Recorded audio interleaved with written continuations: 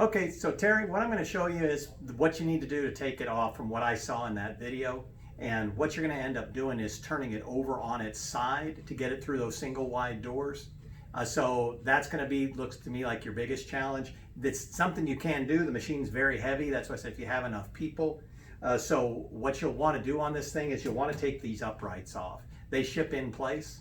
And so that's all you've got to do at that point is there's 4 bolts here on either side. And those 4 bolts, you're just going to take them out. You get a 9/16. If you get a 9/16 ratchet, and these are carriage bolts, so just kind of hold down on them and loosen it.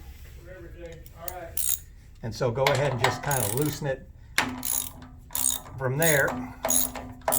If you've got an electric screwdriver, that's fine too if you can get it in there. It's a little tight. So to me, I just use a ratchet.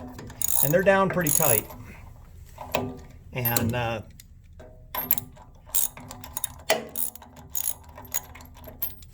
so you've got 4 on each side, so 8 total.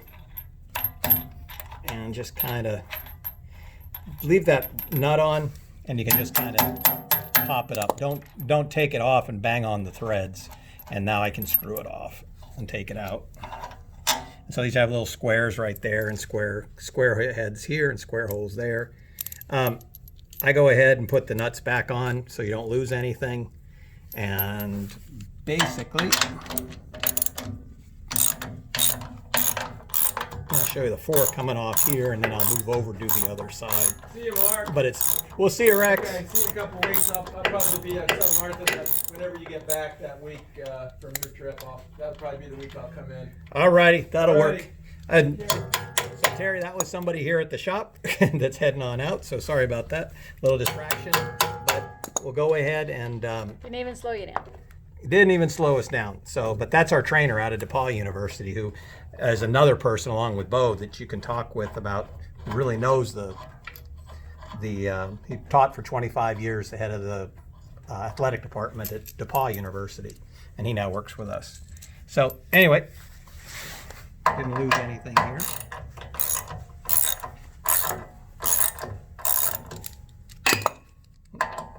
Getting wild. I got a deep well socket on it. This makes it a little bit easier if you've got one, but if you don't, a standard one, you can usually get in there.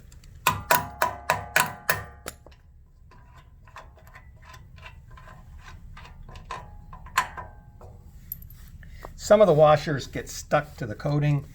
If it's stuck on there and it's not coming off, you probably just leave it, but I just kind of pried it off with the bolt. I like to make sure I got everything so I can find it when I go to put it back together.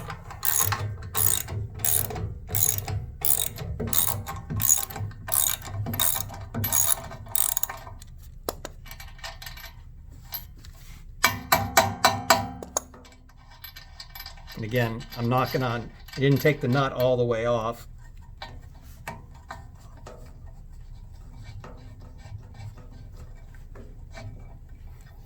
And you don't want to beat the bolt out. So like that, if it's still tight. Put the nut back on. And at no point do I get and pry it out or anything. I either spin it out or tap that out. The last one's usually a little sprung in place. So again, keep everything together. Allows you to go back and work. Should we keep running, or do you want to cut there for a second, hon? I can pause it. Or do you want to come over to... Go ahead. Okay, you were saying? So now I'm over on the other side, Terry. It's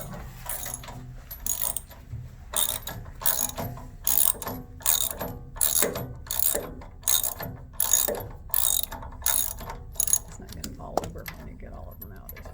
No. So it'll just sit there. It's not going to fall over once you take all these bolts out. You just kind of, it'll just be sitting on there. In fact, it'll probably be stuck a little bit. The coating, or when you bolt it down like that, has a tendency to get a little stuck to it. So, to itself, and I'll show you what I mean here in just a second.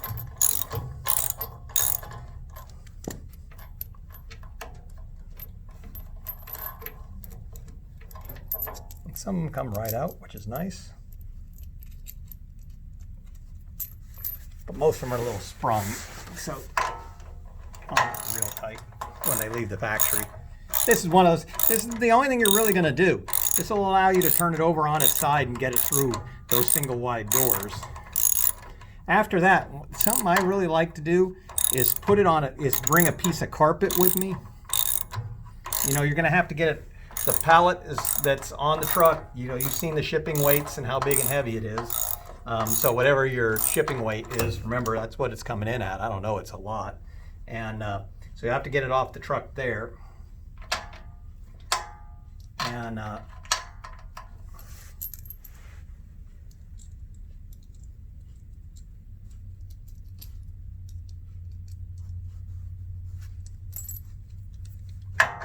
And then when I turn them on the side, when I'm going over some of those through a door like that, an old piece of carpet or something like a piece of carpet, you know. A blanket. A blanket, yeah, a blanket. Another good point is the moving blankets like they have at Lowe's and Home Depot. You know, the blue ones. You can put them on there. You can tip this thing on its side on the carpet, and then it'll allow you to slide it through the door well. You do need a lot of people. And when I say a lot, I like 6, 8 big guys. And because when it's on its side, it's a little tippy. There's a sharp edge here. So you want to be real careful and just go real slow. When you go down those steps, you know, if you can have a piece of carpet or something on there, there's really not any dollies that make going down steps easy. I just do it one step at a time and go real slow. And go really slow. You get a bunch of young guys, people who are impatient and want to pick it up and just go. That's when somebody gets hurt. That's when, you know, it falls over. But if you leave the hood on, oh yeah. So there's your 4 bolts. Again, I always put the washers and nuts back on. So I've taken the 4 bolts off of here, 2 in the front, 2 in the back. Same thing on the other side.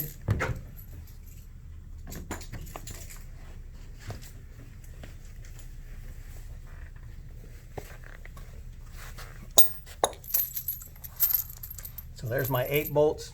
That's the only tool I used.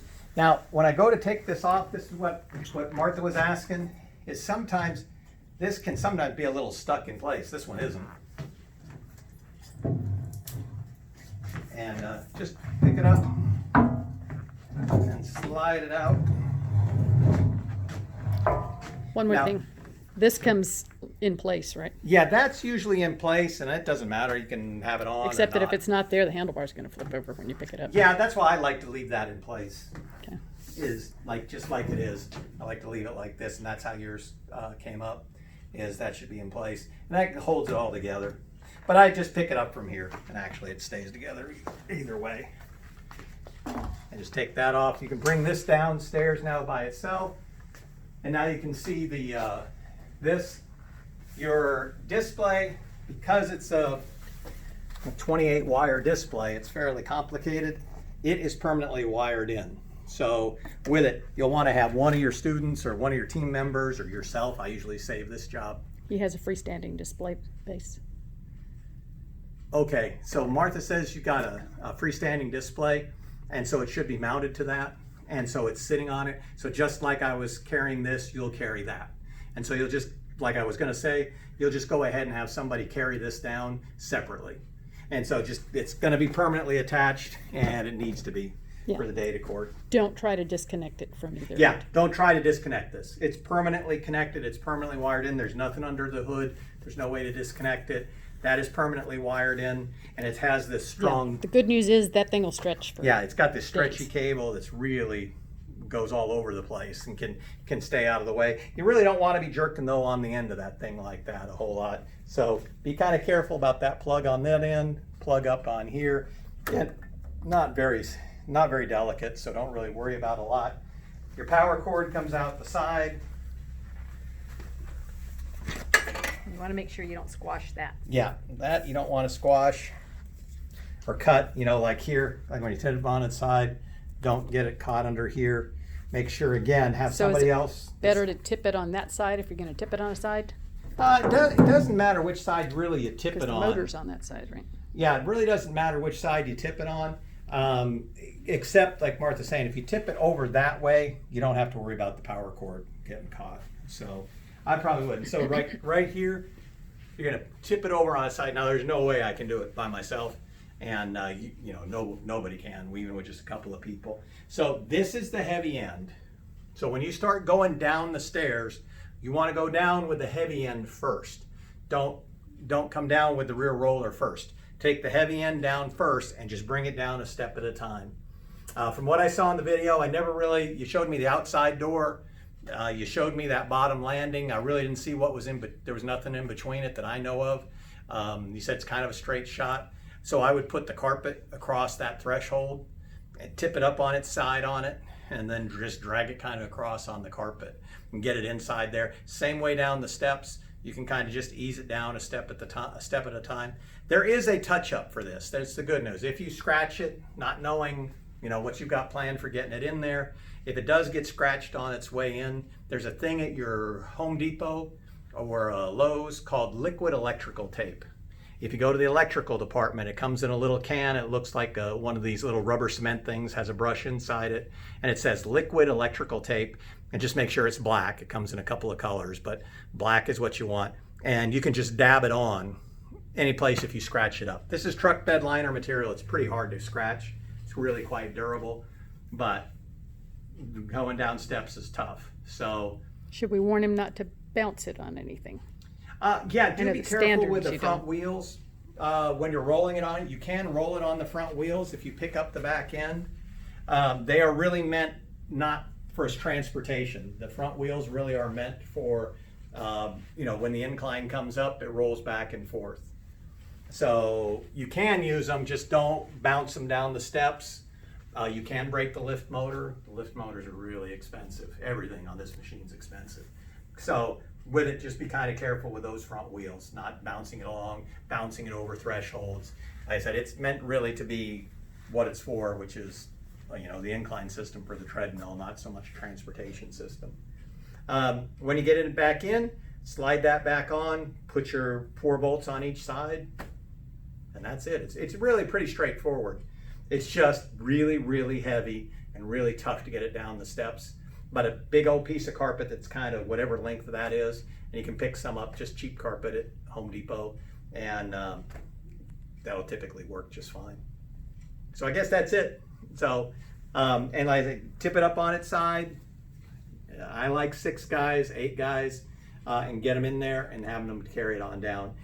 When you get to that flat part in your hallway and positioning, you can use those wheels, and that for rolling around on your carpet and all that stuff is fine. So, alrighty, thank you.